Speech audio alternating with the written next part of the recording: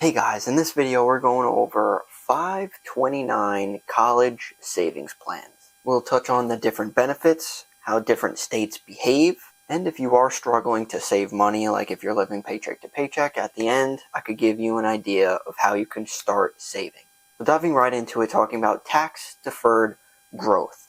So the money that you make within this account through either capital gains, so if like a stock goes up, dividends, interest, that stuff is tax-free. Similar to a normal retirement account like a 401k or a Roth IRA, it grows tax-deferred.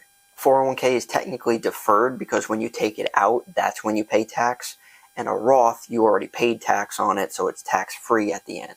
But for 529s, it has to be used for qualified education expenses. What the heck are qualified education expenses? Well, I got a list here. So that's talking about like tuition, books, supplies, equipment required for enrollment, room and board, computer expenses. This also includes up to $10,000 per year for like K through 12 public school, private school, and religious schools.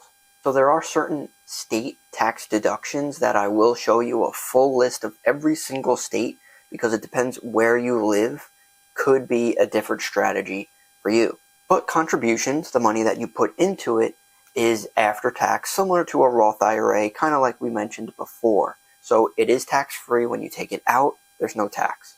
And anyone can contribute to it. So if someone wants to like give a gift to your kid, you could put the money right in there. And all states have different deductions except for Wyoming and the District of Columbia for whatever reason.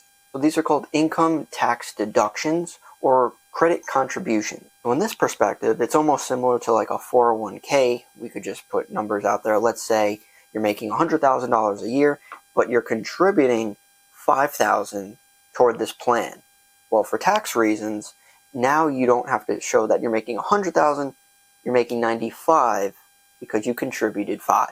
Now 529s can be rolled over into other 529s with no tax implications.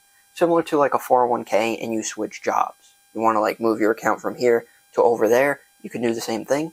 And you could actually also roll this 529 money, roll that over into a Roth.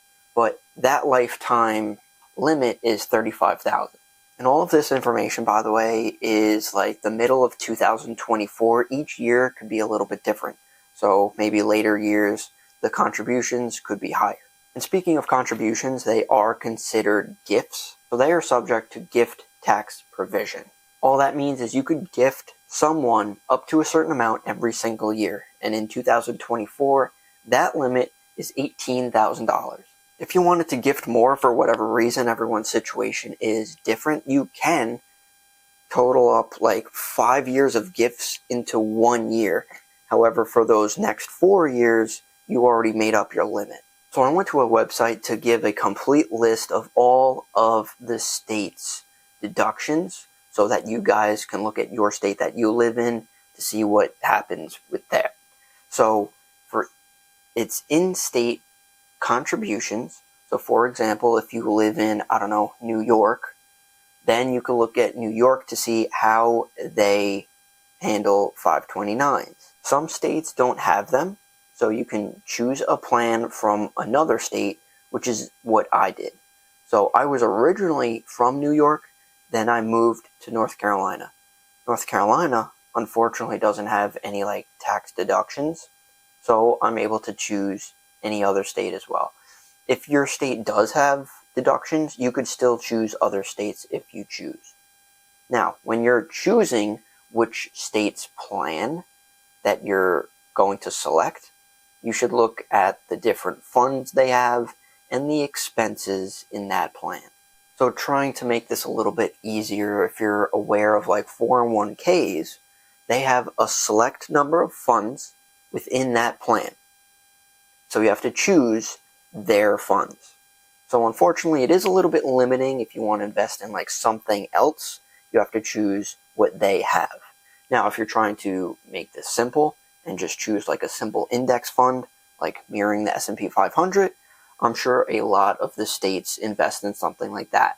And if you're trying to decide how much you want to contribute every single month, you could try to use a compound interest calculator to just give you an idea of how much it can grow. So for example, if you're going to put in $100 a month over, until they get to that college age of, I don't know, let's say 18 years, you can play around with the returns, maybe if it's like a 7% return up to a 10% return. And after that amount of time, you could then see how much that can grow to. Unfortunately, college tuition grows very quickly, so it's kind of hard to judge what college would be at that point. If you have a college in mind where your kid might go, nothing is really set in stone, so it's a little tricky to do that, but at least to know what it could grow to is a good thing to understand. Now, to select which funds for you is up to everyone's decision, but I do believe that I think a lot of people would just benefit from a simple index fund. Don't worry about it. Don't look at it, especially if you're starting it when they're super young. Then they have time to grow. They have 10, 15 plus years. Doesn't matter if the market drops or there's a recession or a crash. With that time length, it will rebound and grow pretty quick. Compound interest is great like that. It might not seem like a lot in the beginning, but obviously over time, it grows exponentially. The one thing that you really can determine is the fees that you're paying. That's like one of the biggest things that I was personally looking for. If a fund has an expense ratio of like 1%, I'm like, that's kind of high. I like those lower expense ratios, like with Vanguard and stuff like that. If it's like 0.1 or even lower. So you might not be able to predict the returns that the future has, but you are able to understand the expenses that you pay today. And just to reiterate, starting early is not a bad thing. When I was telling people that I know, hey, my kid is like a few months old, I'm going to start this college fund for them. I'm like, don't you think it's a little early for them? No, because you don't understand compound interest. That's exactly when you start for them. As early as possible. Same thing with you in retirement. The earlier that you start, the more time you have to grow. The issue is I feel like a lot of people might start saving for college when their kid is in high school. And at that point, you only have a couple years. So what are you going to do? Like save $10,000 a year? Like some people might be able to do that, but most people can't. What most people can do is maybe put in like $100 a month over years and years and years, like over a decade, and that's how it grows. And by the way, let's say, just to throw numbers out there, if you ended up saving $60,000 in a college fund, and they went to a college and it only cost $50,000, right? So there's a little bit extra. What happens to the extra? Well, that extra can then roll into a Roth IRA for them, so it helps them with retirement too. And going back to the beginning of the list of those qualified expenses, you could probably find a good amount of expenses to help kind of, if you're really worried that you saved too much, which is probably a good thing to worry about, look at those of the expenses that you could use. Now, the worst case scenario, let's say you saved like $100,000 and I don't know, they don't even go to college. Well, then you end up having to pay a fee, like a penalty that it's in this account and you're not using it for that purpose. You can take it out. It's not like it's locked in there, but there is a penalty. So I just looked up what that penalty is. And for the IRS, that penalty is 10% of the money that you take out and it's not used for college. And unfortunately, that is then considered ordinary income. So then you would have to pay federal income tax on that as well. So just something to think about. Now, if you are in the camp of like, yeah, I definitely want to save for my kids' future and their college, but I simply can't. I'm living paycheck to paycheck. How is there a way to handle that? Well, I do have a previous video going over the side hustle that I got involved with, and you don't have to follow what I do. You could do whatever you choose, but if you're able to get into a side hustle and start making some extra money on the side, you could use that to fund their college. And that's exactly what I've been doing. So like my normal income from my job, I don't have to worry about like, oh, like I want to use that for like either the next house or saving or investing. But for my side hustle, I'm using that to help the extra savings for college that I want. So this is the third year that I've been doing my side hustle of selling on eBay. So if you guys are interested, you could definitely check that video out.